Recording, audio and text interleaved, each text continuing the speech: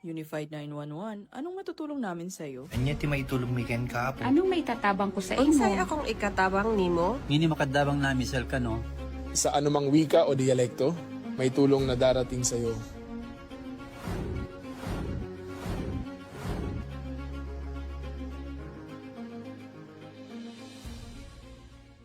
Lilingkod sa bawat Pilipino at magbibigay ng tamang impormasyon para sa tahimik at maayos na Pilipinas. Police News Network, alagad ng batas, tagapagtaguyod ng balitang pulis, sandigan ng mamamayan, patnubay ng katotohanan.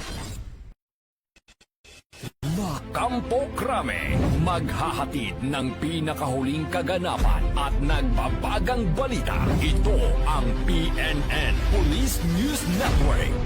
At ngayon, ang inyong mga tagapagbalita. Magandang araw, Bagong Pilipinas. Ako ang inyong alagad ng batas, taga-taguyod ng Balitang Pulis. Patrolwoman Evelyn Lumabi mula sa Regional Mobile Force Battalion NCRPO. Maghahatid sa inyo ng tamang balita, kwento ng pulis at serbisyo para sa mamamayan. At ito ang PNP News Online. Ang pangunahing balita ng Police News Network alagad ng batas, taga-taguyod ng Balitang Pulis.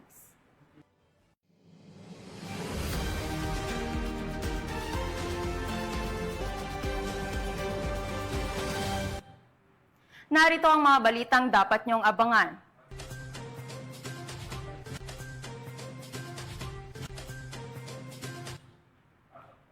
7,300,000 pisong halaga ng marijuana bricks nasabat sa Tabuk City, Kalinga. Mahigit 900 kilong shabu nasabat sa Pangasinan.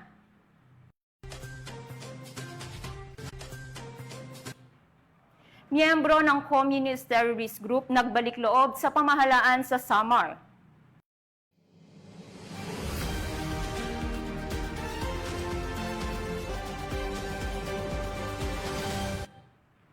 Narito ang mga balitang hatid ng ating PNN correspondents mula sa iba't ibang panig ng bansa.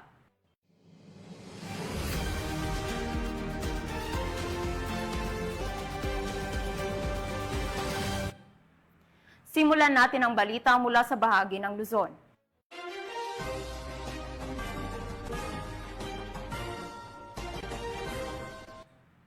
Nasabat ng mga otoridad sa Tabuk City, Kalinga ang tinatayang 7.3 milyong halaga ng marijuana bricks sa isang matagumpay na operasyon laban sa iligal na droga. Narito ang ulat ni Police Master Sergeant Lenny Valerio. Humigit kumulang 61 kilo ng nagkakahalaga ng 7,380,000 pesos ng pinatuyong dahon ng marijuana ang narecover habang dalawang drug suspect ang nakiiwas sa pagkakaresto sa isang drug bypass operation sa barangay Abanawag, Tabuk City, Kalinga. Nito lamang ika-3 ng Oktubre taong kasalukuyan. 59 na bricks ng pinatuyong dahon ng marijuana, 5 vacuum-sealed na plastic bag ng pinatuyong marijuana fruiting tops at isang motorsiklo na ginamit ng mga suspekang sa pagdi-deliver ng illegal na droga bago tumakas sa mga operatiba.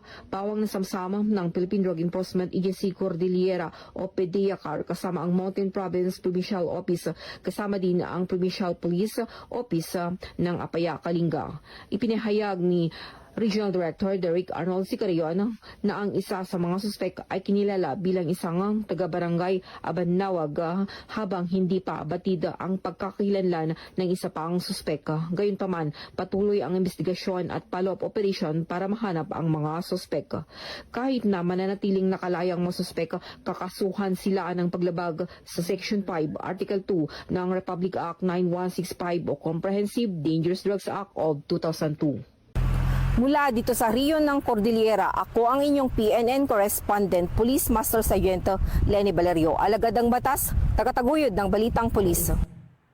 Maraming salamat, Police Master Sergeant Valerio. Isang malawakang operasyon ng mga otoridad sa bayan ng Labrador, Pangasinan ang nagresulta sa pagkakasabat ng mahigit na 900 kilong hinihinalang shabu na tinatayang nagkakahalaga ng 6 na bilyong piso. Police Master Sergeant Robert Basan Abelia Jr., ibalita mo. Bago pa man tuluyang maramdaman ang hagupit ng Bagyong Paulo sa lalawigan ng Pangasinan nitong nagdaang Sabado, isang malawakang operasyon kontra droga ang isinagawa ng pinagsanib na puwersa ng Philippine Drug Enforcement Agency at Philippine National Police sa Barangay Lawis, Labrador, Pangasinan. Sa operasyon, nasamsama 40 sako ng hinihinalang shabu na may kabuoang bigat na 905 kilo at tinatayang halagang 6.1 billion pesos. Batay sa ulat ng PIDEA, ipinatupad ang search warrant laban sa dalawang suspect na si alias Waki at alias Gardo, kapwa residente ng naturang barangay. Katuwang sa operasyon ng PIDEA Pangasinan Provincial Office, Police Regional Office 1, AFP-CIG at iba pang unit ng pamahalaan. Bukod sa droga, nasamsam din ang isang Toyota commuter van at isang Toyota Innova na umano'y ginagamit sa illegal na operasyon. Isinagawa ang inventory at markings ng mga nakumpiskang ebidensya sa mismong lugar, sa harap ng mga itinalagang saksi at ng mga sospek alinsunod sa itinakdang batas. Ang lahat ng ebidensya ay nasa kustodiya ngayon ng PIDEA Intelligence Service para sa kaukulang disposisyon. Matagumpay na isinagawa ng mga otoridad ang operasyon, isang malinaw na patunay ng kanilang patuloy na dedikasyon sa paglaban sa ilegal na droga at sa pagtataguyod ng ligtas at maunlad na bagong Pilipinas. Mula dito sa Ilocos Region, ako po ang inyong PNN correspondent, Police Master Sergeant Robert Abelia Jr., alagad ng batas, tagataguyod ng Balitang Pulis. Maraming salamat, Police Master Sergeant Abelia. Nasa kote na ang isang most wanted person sa lalawigan ng Rizal matapos itong silbihan ng warrant of arrest sa loob mismo ng BJMP Taguig City. Yan ang ibabalita ni Patrolman Mark Lawrence Atencio. Isang provincial level most wanted person sa isinagawang operasyon ng Rodriguez Municipal Police Station sa loob ng BJMP NCR, Cambagong Diwa, Lower Bicutan, Taguig. Kinilala ang akusado na si alias Manjet na kasalukuyan nakakulong sa nasabing piitan. Siya ay inaresto sa bisa ng warrant of arrest para sa kasong robbery na inalabas ng Regional Trial Court Branch 77 sa Mateo Rizal na mayroong nirekomendang piyansa. Ang Rizal Police Provincial Office ay hindi titigil sa pagsasagawa ng operasyon laban sa mga taong mayroong pagkakasala sa batas upang mapanatili ang kaayusan at ligtas na komunidad. Mula dito sa Calabarzon, ako ang inyong Police News Network Correspondent, Patrolman Mark Lawrence Atencio. Alagad ng batas, tagataguyod ng Balitang Pulis. Maraming salamat, Patrolman Atencio. Arestado ng mga pulis sa Isabela ang top 1 most wanted person sa lalawigan sa ikinasang operasyon ng mga otoridad. Patrolman Wendy Rumbawa, ibalita mo. Bagsak ng tinaguriang top 1 most wanted person sa probinsya ng Isabela matapos ang matagumpay na operasyon na isinagawa ng Isabela Cops sa Barangay Rangayan, City of Ilagan, Isabela kahapon ika-6 ng Oktubre ngayong taon. Kinilala ang suspect na si alias Berto, 41 anyos, may asawa at residente ng Cordon, Isabela. Ayon kay Police Lieutenant Colonel Jeffrey D. Raposas, hepe ng Ilagan Component City Police Station, naaresto ang suspect sa sinagawang operasyon ng pinagsanib na pwersa sa pangunguna ng mga tauhan ng Ilagan Component City Police Station, katuwang ang Regional Intelligence Unit 2, Provincial Intelligence Team Isabela East at 2 First Maneuver Company RMFB2 sa bisa ng warrant of arrest sa kasong 2 bilang ng qualified rape na inisyu ni Honorable Andrew U. Barcena, presiding judge ng Regional Trial Court Branch 17, 2nd Judicial Region, City of Ilagan, Isabela, noong ika-24 ng Hunyo 2024 sa kaugnay na criminal case number 11174 at 11175 sa parehong kaso na walang inirekomendang piyansa para sa kanyang pansamantalang kalayaan. Dagdag pa ng hepe, mahigpit na ipinapatupad ang panindigan na hindi dapat maging kanlungan ang lungsod para sa mga kriminal na nagtatago sa batas. Samantala, patuloy naman ang Isabela Cups sa pagpapatupad ng mga operasyong pangseguridad upang mapanatili ang kaayusan, kaligtasan at kapayapaan dahil dito sa bagong Pilipinas ang gusto ng pulis, ligtas ka. Mula dito sa Lambak ng Cagayan, ako ang inyong Police News Network Correspondent, Patrolwoman Wendy Rumbawa, alagad ng batas, tagataguyod ng balitang pulis. Maraming salamat, Patrolwoman Rumbawa. Nasabat ng mga otoridad sa bayan ng Coron ang tinatayang 88,000 at 400 pisong halaga ng smuggled na sigarilyo sa ikinasang operasyon laban sa iligal na kalakalan. Narito ang ulat ni Patrolwoman Dara Falogme. Sabat ng mga otoridad ang tinatayang 88,400 halaga ng smuggled na sigarilyong port at New Berlin mula sa 4 na suspect sa barangay Bulalakaw, Coron, Palawan. Ang matagumpay na operasyon ay sinagawa ng mga tauhan ng Coron Municipal Police Station at iba pang kaugnay na ahensya. Kinilalang mga naarestong suspect sa mga alias na Mark, 23 anyos, Jean, 46 anyos, Briggs, 35 anyos, at June, 31 anyos, pawang mga residente ng Sibaltan, El Nido, Palawan. Na-recover mula sa mga suspect ang 2 karton na naglalaman ng 85 rims ng sigarilyong port at 3 plastic bag na may 136 rims ng sigarilyong New Berlin na nagkakahalaga ng 88,400 pesos at 1 unit na bangka na ginamit sa kanilang operasyon. Nahaharap ang mga suspect sa kasong paglabag sa Republic Act 10643 o Graphic Health Warning Law. Pinuri ng pamunuan ng Coron Municipal Police Station ang maagap na pagtugon ng kanilang mga operatiba sa naturang operasyon. Ayon sa pamunuan, patuloy nilang palalakasin ang kampanya laban sa smuggling at iba pang uri ng iligal na kalakalan sa lalawigan upang mapanatili ang kaayusan at seguridad sa Palawan. Mula dito sa Calapan City, Oriental, Mindoro, ako ang inyong PNN correspondent, Patrolwoman Dara Falogme, alagad ng batas, tagataguyod ng balitang pulis. Maraming salamat, Patrolwoman Falogme. Arestado ang 2 lalaki matapos maaktuhang nagre-repack ng hinihinalang iligal na droga sa Iriga City, Camarines Sur sa ikinasang operasyon ng mga otoridad. Police Staff Sergeant Irene Hanit Ria S. Abad, ibalita mo.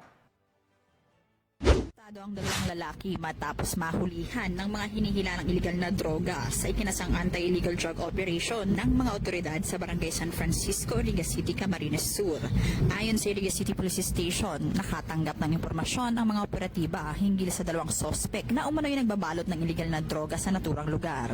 Agad namang rumisponde ang mga kapulisan at naaktuhan ang mga ito sa mismong paggawa ng nasabing iligal na aktibidad. Nakumpiska mula sa mga sospek ang 5 pakete ng hinihinalang shabu na may timbang na humigit kumulang 10 gramo at tinatayang nagkakahalaga na 68,000 piso. Kasalukuyang nasa kustodiya na ng Iriga City Police Station ang mga sospek at mahaharap sa kasong paglabag sa RA 9165 o ang Comprehensive Dangerous Drugs Act of 2002. Mula dito sa Bicol Region, ako ang inyong PNN correspondent, Staff Sergeant Irene Hanit Ria Abad, alagad ng batas, tagataguyod ng balitang pulis. Maraming salamat, Police Staff Sergeant Abad. Isang dating miyembro ng Revolusyonaryong Hukbong Bayan, ang voluntaryong sumuko sa 1st Provincial Mobile Force Company sa Bulacan bilang bahagi ng kanyang pagnanais na magbagong buhay at mamuhay ng mapayapa. Narito ang ulat ni Patrolwoman Pearl Crystalline Javier. Miyembro ng Revolusyonaryong Hukbong Bayan ang voluntaryong sumuko sa Bulacan 1st Provincial Mobile Force Company kasama ang kanyang hindi lisensyadong baril sa Camp General Alejo S. Santos, Bulacan Police Provincial Office. Ang pagsuko ay pinangasiwaan ng naturang unit sa ilalim ng pamumuno ni Police Major Norheda G. Usman, Officer in Charge, katuwang ang 70th Infantry Battalion, Philippine Army at 301st Maneuver Company ng RMFB. Kinilala ang sumukong individual bilang si Kaed, 47 anyos, construction worker at residente ng Barangay Santor, Malolos City, Bulacan. Ayon sa ulat, si Kaed ay dating kasapi ng Revolusyonaryong Hukbong Bayan na kilalang kumikilos sa mga baybaying bahagi ng Bulacan, Pampanga, Zambales at Bataan. Kasabay nito ay ang voluntaryong pagsuko ng isang HW3 caliber 22 Magnum revolver at 8 bala. Samantala, nagbigay naman ang mga otoridad ng pinansyal na tulong at iba pang suporta sa sumukong rebelde bilang bahagi ng programa ng pamahalaan para sa mga nagnanais magbalik loob sa lipunan. Tinitiyak naman ni Police Colonel Angel L. Garciliano, Provincial Director ng Bulacan Police Provincial Office, na patuloy nilang isusulong ang mga programa para hikayatin ang iba pang mga nalalabing rebelde na magbalik loob sa pamahalaan at mamuhay ng payapa kasama ang kanilang pamilya. Mula dito sa Bulacan Police Provincial Office, ako ang inyong PNN Correspondent, Patrolwoman Pearl Cristalin Javier, alagad ng batas, tagataguyod ng Balitang Pulis. Maraming salamat, Patrolwoman Javier. Arestado ang isang lalaki sa Pasig City matapos mahulihan ng hinihilanang shabu sa ikinasang operasyon ng mga otoridad. Ang buong detalye ay ibabahagi ni Patrolwoman Ivy Corporal. Arestado ng mga tauhan ng Station Drug Enforcement Unit ng Pasig City Police Station ang isang lalaki matapos mahulihan ng hinihinalang shabu sa sinagawang operasyon laban sa ilegal na droga. Kinilala ng Pasig Police ang sospek na si alias Felix, 37 anyos at residente ng Barangay San Joaquin sa Pasig City. Nasa kote ang sospek dakong alas 12:20 ng madaling araw sa San Bernardo Street, Barangay San Joaquin matapos maaktuhang sangkot sa bintahan ng ilegal na droga. Nakumpiska mula sa kanya ang isang plastic sachet ng hinihinalang shabu na tumitimbang ng humigit kumulang 2 gramo na may malaking halaga. Dinala ang suspect at ang mga nakumpiskang ebidensya sa Station Drug Enforcement Unit Office para sa kaukulang dokumentasyon at paghahain ng kaso dahil sa paglabag sa Republic Act 9165 o mas kilala bilang Comprehensive Dangerous Drug Act of 2002 sa Pasig City Prosecutor's Office sa pamamagitan ng inquest proceedings. Mula dito sa Camp Bagong Diwa, Bikutan, Taguig City, ako po ang inyong PNN Correspondent, Patrolwoman Ivy Corporal, alagad ng batas, tagataguyod ng Balitang Pulis. Maraming salamat, Patrolwoman Corporal. Simulan natin ang balita mula sa bahagi ng Visayas.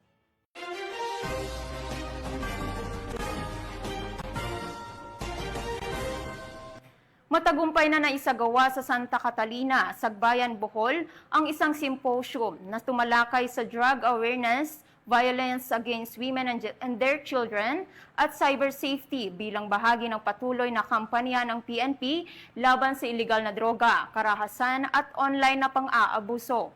Narito ang ulat ni Patrolwoman Nikia Cañedo. Ngayon sa Barangay Santa Catalina, Sagbayan, Bohol, kung saan ay kasalukuyang isinasagawa ang makabuluhang pagtitipon na inorganisa ng Sangguniang Kabataan, ang BAUSI, Drug Awareness at ang Online Safety Symposium. Sa pangunguna ng mga tauhan ng Sagbayan Municipal Police Station, sa ilalim ng direktang pamumuno ni Police Captain Eric Bitaysar Binangbang. Nakipagtulungan din sa aktibidad ang mga personnel mula sa Regional Police Community Affairs and Development Unit 7 na nagbahagi ng mahalagang impormasyon ukol sa mga nabanggit na paksa. Ang naturang aktibidad ay isinagawa sa pakikipag-ugnayan at suporta ng Sangguniang Kabataan ng Barangay Santa Catalina at ng buong Barangay Council. Layunin ng symposium na mapalawak ang kalaman ng mga kabataan at komunidad ukol sa masasamang epekto ng iligal na droga, maprotektahan ang mga kababaihan at kabataan laban sa karahasan at itaguyod ang ligtas at responsableng paggamit ng internet lalo na sa panahon ngayon na marami ang naaapektuhan ng online exploitation at misinformation. Nagpasalamat naman ang mga opisyal ng barangay at SK sa aktibong pakikilahok ng mga kapulisan at siniguro na magpapatuloy ang ganitong mga inisyatibo bilang bahagi ng kanilang advokasya para sa isang mas ligtas at mas maunlad na pamayanan. Sa pamamagitan ng ganitong programa ay napapalawak ang ating kaalaman at kamalayan bilang kabataan. Natutunan nating iwasan ang masasamang bisyo katulad ng iligal na droga na sumisira sa ating kinabukasan. At nauunawaan natin ang kahalagahan ng paggalang sa mga kababaihan at kapwa nating kabataan. Ang ganitong mga talakayan ay nagtuturo sa atin na maging responsableng mamamayan at mabuting huwaran sa ating komunidad. At sa huli, layunin nating lahat na magkaroon ng ligtas, maayos at makataong lipunan na kung saan ang kabataan ay inspirasyon, hindi problema. May sinisagawang drug symposium awareness seminar at information dissemination sa mga barangay dito po sa bayan ay Sagbayal, probinsya ng Bohol ay may layuning maiparating sa bawat pamamayan ang tamang kaalaman tungkol sa mga panganib na dulot ng paggamit at pagtutulak ng ipinagbabawal na droga at upang palakasin ang ugnayan ng PNP at ng komunidad sa pagsugpo sa problema ng droga. Ang programang ito ay bahagi ng patuloy na advokasya ng ating mga buwisan na bigyan ng wastong informasyon ang publiko hinggil sa epekto ng illegal na droga sa ating lipunan.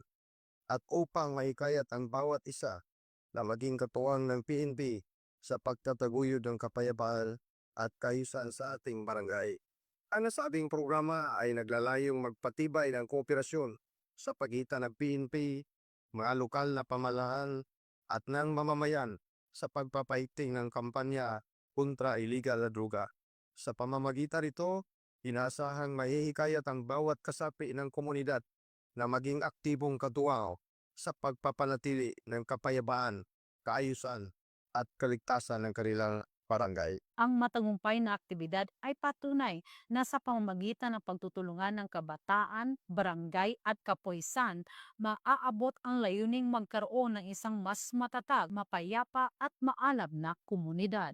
Mula dito sa Bohol Police Provincial Office, ako yung Police News Network Correspondent, Patrolwoman Nikia Cañedo, alagad ng batas, tagataguyod ng balitang pulis. Maraming salamat, Patrolwoman Cañedo. Isang miyembro ng Communist Terrorist Group ang nagbalik loob sa pamalahan sa Barangay Pabanog, Paranas, Samar bilang patunay ng kanyang pagnanais na mamuhay ng mapayapa at muling makapiling ang kanyang pamilya. Ang balita mula kay Patrolwoman Cristel Palafox. Yung nagbalik loob sa pamahalaan ang isang miyembro ng Communist Terrorist Group sa Barangay Pabanog, Paranas, Samar. Ang pagbabalik loob ay resulta ng matagumpay na panawagan at pakikipagnegosasyon ng mga tauhan ng 2nd Samar Provincial Mobile Force Company. Ang nasabing surrendery ay nasa kustodiya na ng 2nd Samar PMFC para sa kanyang posibleng enrollment sa programa ng ating gobyerno na Enhanced Comprehensive Local Integration Program o ECLIP. Ang pagbabalik loob ng nasabing surrendery ay representasyon na ang mga programa ng ating gobyerno sa pagwawakas ng insurhensya at terorismo ay matagumpay na naipapatupad tungo sa pagkamit ng payapa at maunlad na bagong Pilipinas. Mula dito sa Eastern Visayas, ako ang inyong PNN correspondent, Patrolwoman Palafox, alagad ng batas, tagataguyod ng balitang pulis. Maraming salamat, Patrolwoman Palafox. Nagsagawa ng bloodletting activity ang Police Regional Office 6 bilang bahagi ng kanilang makataong layunin na tumulong sa mga taga Cebu na nangangailangan ng dugo. Ang report mula kay Patrolwoman Glidel Astroglogo.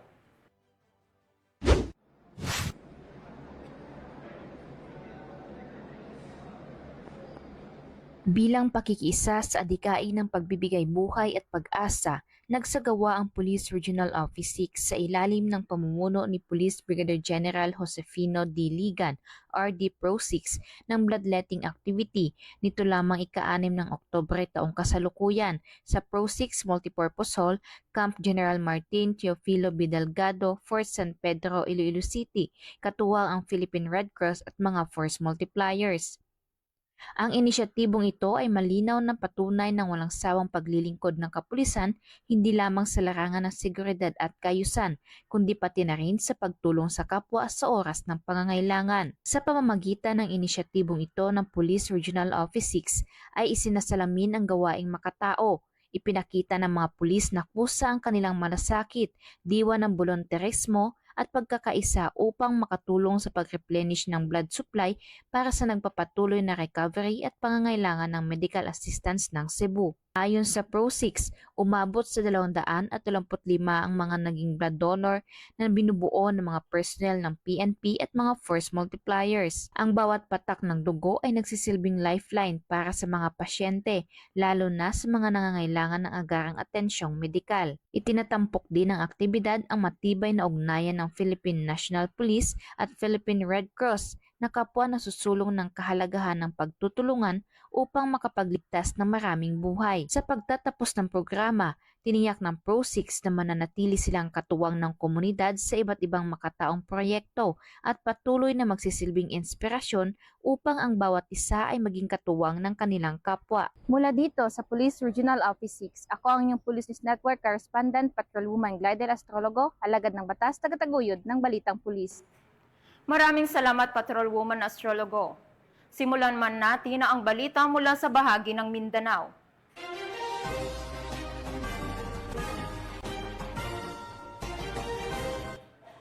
Isang supporter ng Communist Terrorist Group ang kusang loob na nagbalik sa kapulisan ng 1st Provincial Mobile Force Company sa Zamboanga del Sur bilang tanda ng kanyang pagnanais na mabuhay ng mapayapa. Ang ulat mula kay Patrolwoman Joyce Franco. Nagbalik loob ang isang supporter ng Communist Terrorist Group sa kapulisan ng 1st Zamboanga del Sur Police Mobile Force Company sa Barangay Dapiwa, Dumingag, Zamboanga del Sur. Kinilala ni Police Lieutenant Colonel Noel O. Saavedra, Section Leader, ang nagbalik loob na si alias Dilay, 31 anyos, magsasaka at residente ng Dapiwak, Dumingag, Zamboanga del Sur. Siya ay dating supporter ng Guerrilla Front BBC, WMRPC na nagsilbing courier, lookout at tagabigay ng pagkain. Agad namang nakatanggap ng sako-sakong bigas ang sumuko at tiniyak pa nito na makakatanggap pa ng karagdagang tulong pangkabuhayan mula sa pamahalaan sa ilalim ng Enhanced Comprehensive Local Integration Program or ECLIP ng gobyerno, kabilang na ang pagkakaroon ng cash incentives na magagamit niya sa pagbabagong buhay. Ang pagbabalik loob ng dating rebelde ay nagpapakita na ang ating gobyerno ay seryoso na wakasan ang insurhensya at terorismo sa bansa upang makamit ang isang bayan na tahimik, mapayapa at maunlad tungo sa bagong Pilipinas. Mula dito sa Zamboanga Peninsula, nagbabalita ako ang inyong PNN Correspondent, Patrolwoman Joyce Franco, alagad ng batas, tagataguyod ng Balitang Pulis. Maraming salamat, Patrolwoman Franco. Isang matagumpay na buy-bust operation ang isinagawa ng mga operatiba ng Regional Police Drug Enforcement Unit 12. Katuwang ang Kidapawan City Police Station sa Maglan Road, Purok 46, Barangay Lanao, Kidapawan City. Ang buong detalye ay hatid ni Patrolwoman Resalie Umalay. Kampanya laban sa iligal na droga. Matagumpay na nagsagawa ng buy-bust operation ang mga operatiba ng Regional Police Drug Enforcement Unit 12, katuwang ang Kidapawan City Police Station, dakong alas 5:01 ng umaga ng Oktubre taong kasalukuyan sa Maglan Road, Barangay Lanao, Kidapawan City. Kinilala ang nadakip na sospek na si alias Humran, 26 anyos, residente ng Barangay Ladja, Sultan Kudarat, Maguindanao del Norte, na tinuturing na high-value individual sa talaan ng mga otoridad. Ayon sa ulat, nasamsam mula sa sospek ang 11 plastic sachet na naglalaman ng hinihinalang shabu na may kabuang timbang na 52.2 gramo na may National Standard Drug Price na halagang 354,960 pesos. Sa patuloy na kampanya ng pulisya laban sa iligal na droga, tinitiyak ng Police Regional Office 12 na hindi titigil ang kanilang hanay hanggat may mga taong patuloy na sumisira sa kinabukasan ng kabataan at kapayapaan ng rehiyon. Mula dito sa General Santos City, ako ang inyong PNN Correspondent, Patrolwoman Resalie Umalay, alagad ng batas, tagataguyod ng Balitang Pulis. Maraming salamat, Patrolwoman Umalay. Arestado ang isang suspek sa isinagawang buy-bust operation ng mga otoridad sa Butuan City kung saan nasamsam ang tinatayang 170,000 pisong halaga ng hinihilalang shabu. Ang report mula kay Patrolwoman Jacqueline Cabilets. Sa isang matagumpay na buy-bust operation ang isang kilalang street-level individual na si alias Bayot matapos mahuling nagbebenta ng illegal na droga sa Butuan City. Ang operasyon ay ikinasa ng mga operatiba ng City Drug Enforcement Unit sa pangunguna ni Police Captain Ramon Atenta, katuwang ang mga tauhan ng Butuan City Police Station 4. Ayon sa ulat, dakong alas 8 ng gabi nang maaresto si alias Bayot sa Purok 3, Barangay Antongalan, Butuan City matapos bentahan ng illegal na droga ang isang undercover operative. Nakuha sa kanya ang 5 sachet ng hinihinalang shabu na may kabuang timbang na 25 gramo at tinatayang nagkakahalaga ng 170,000 pesos kasama na ang 6,000 pesos by bust money. Ang naarestong sospek ay 39 taong gulang, walang trabaho at residente ng Purok 1, Orabasay, Barangay Baan, Kilometer 3 at matagal nang minamanmanan ng mga otoridad dahil sa pagkakasangkot nito sa iligal na droga. Kasalukuyang nakakulong ang sospek sa detention facility ng CDEU sa Cabilla Homes habang inihahanda na ang kasong paglabag sa Republic Act 9165 o Comprehensive Dangerous Drugs Act of 2002. Ayon sa kapulisan, ang matagumpay na operasyon ay bahagi ng kanilang patuloy na kampanya laban sa iligal na droga sa lungsod. Nananawagan din sila sa publiko na makiisa at agad i-report sa mga otoridad ang anumang kahinahinalang aktibidad sa kanilang komunidad. Mula dito sa Police Regional Office 13, ako ang inyong PNN correspondent, Patrolwoman Jacqueline Cabiles, alagad ng batas, tagataguyod ng Balitang Pulis. Maraming salamat, Patrolwoman Cabiles. Arestado ng Datu Odin Sinsuat Municipal Police Station sa Maguindanao del Norte ang isang wanted person na nahaharap sa kasong paglabag sa Republic Act 9165 o Comprehensive Dangerous Drugs Act of 2002. Ang buong detalye ay hatid ni Patrolwoman Leonora Gawang. Ang isang wanted person matapos ihain ng warrant of arrest para sa kasong paglabag sa RA 9165 sa isinagawang operasyon ng Datuudin Sinsuat MPS sa poblasyon Dalican Datuudin Sinsuat Maguindanao del Norte nito lamang ika-4 ng Oktubre taong kasalukuyan.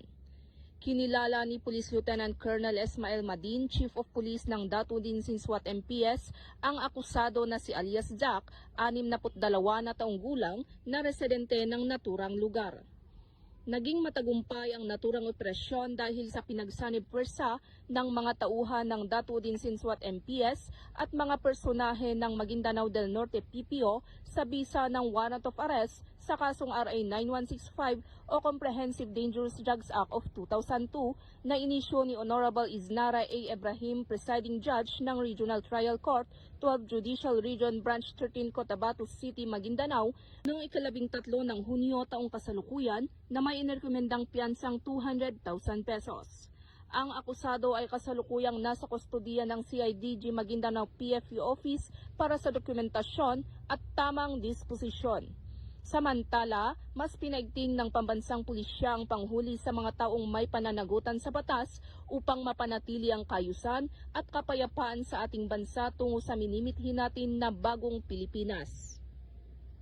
Mula rito sa rehiyon ng Bangsamoro, ako ang inyong Police News Network Correspondent, Patrolwoman Leonora Gawang, alagad ng batas, tagataguyod ng Balitang Pulis. Maraming salamat, Patrolwoman Gawang. Arestado ng mga otoridad ang top 1 most wanted person sa Mati City na nahaharap sa 4 na kaso ng panggagahasa matapos ang ikinasang operasyon ng pulisya. Ang balitang yan ibabahagi ni Patrolwoman Bernamay Lapuz. Aresto na ang tinuturing na top 1 most wanted person sa Mati City dakong alas 11:30 ng umaga noong Oktubre 5 sa isinagawang operasyon sa sitio Tagawisan, Barangay Badas, Mati City.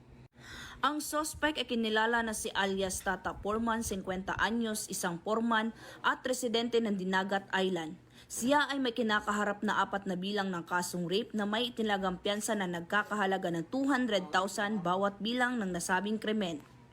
Ang operasyon ay isinagawa ng pinagsanib na puwersa ng lokal na kapulisan sa pangunguna ng mga operatiba ng Mati City Police Station. Kasunod ng kanyang pagkakaaresto, ang suspect ay nasa kustodiya na ng Mati City Police Station para sa kaukulang dokumentasyon at disposisyon. Ang tagumpay ng operasyon na ito ay patunay sa patuloy na pinapaigting ng kampanya ng kapulisan laban sa mga kriminal, lalo na sa may kasong may kinalaman sa karahasan sa kababaihan at kabataan. Muling pinapakita ng PNP na walang ligtas na taguan ang mga lumalabag sa batas. Saan mang sulok ng rehiyon, ang hustisya ay tiyak na aabutin sila. Mula dito sa Police Regional Office 11, ako ang inyong PNN Correspondent, Patrolwoman Bernamay Lapuz, alagad ng batas, tagataguyod ng Balitang Pulis. Maraming salamat, Patrolwoman Lapuz. 3 drug suspect ang naaresto habang nakumpiska naman ang iligal na droga at mga baril sa isinagawang operasyon ng mga otoridad sa Misamis Occidental. Patrolwoman Rhea May Sanchez, ibalita mo. Tinatayang nasa 81,000 halaga ng shabu ang nakumpiska sa matagumpay na buy-bust operation na isinagawa ng mga operatiba ng PDEA Region 10, Misamis Occidental Provincial Office, katuwang ang Bonifacio Municipal Police Station sa Purok 1 Barangay Digson, Bonifacio, Misamis Occidental nitong 5 ng Oktubre taong kasalukuyan. Ayon kay PDEA Regional Director Alex M. Tablate, ang mga naarestong sospek ay nakilalang sina alias Madge, 45 anyos, may asawa, residente ng Barangay Happy Valley, Tambulig, Uzami City, alias Billy, 18 anyos, residente ng Barangay Poblacion, Lanao del Norte, at alias Giselle, 24 anyos, residente ng Barangay Digson, Bonifacio, Misamis Occidental. Sa ikinasang operasyon ng mga operatiba bandang alas 6 ng gabi, ay narecover mula sa sospek ang 27 sachet ng hinihinalang shabu na may bigat na humigit kumulang 12 grams at may standard drug price na 81,600 pesos, isang 9mm caliber pistol na may mga bala, 2 motorsiklo, mga drug paraphernalia at ang buy-bust money. Maharap ngayon ang mga suspect sa kasong paglabag sa RA 9165 o Comprehensive Dangerous Drugs Act 2002 at RA 10591 o Comprehensive Firearms and Ammunition Regulation Act. Mula dito sa Hilagang Mindanao, ako ang Police News Network Correspondent, Patrolwoman Remy B. Sanchez, alagad ng batas, tagataguyod ng balitang pulis. Maraming salamat, Patrolwoman Sanchez. At mga ka-PNN, 79 days na lang, Pasko na!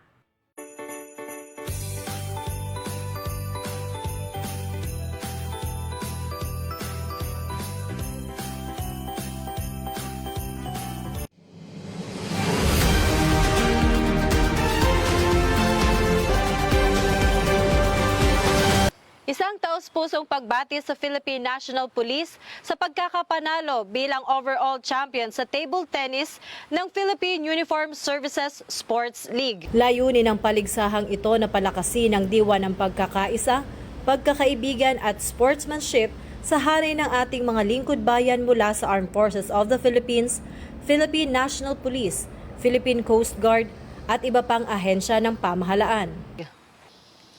Ang inyong dedikasyon, husay at pagkakaisa ay tunay na kahanga-hanga at nagpapakita ng mataas na antas ng sportsmanship.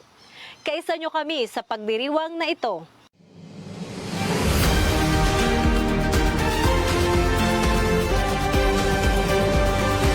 Sa ngalan ng pamunuan ng Philippine National Police, sa pangunguna ni Acting Chief PNP, Police Lieutenant General Jose Melencio Nartates Jr.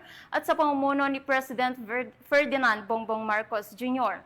Kami ay maglilingkod sa bawat Pilipino at magbibigay ng tama at balanseng balita. Mula rito sa tanggapan ng tagapag-ugnay ng Pambansang Pulisya, kami ang inyong alagad ng batas, tagataguyod ng balitang pulis. Patrolwoman Evelyn Lumabi mula sa Regional Mobile Force Battalion and CRPO. Maghahatid ng tamang balita, kwento ng pulis at serbisyo para sa mamamayan. At ito ang PNP News Online, ang pangunahing balita ng Police News Network.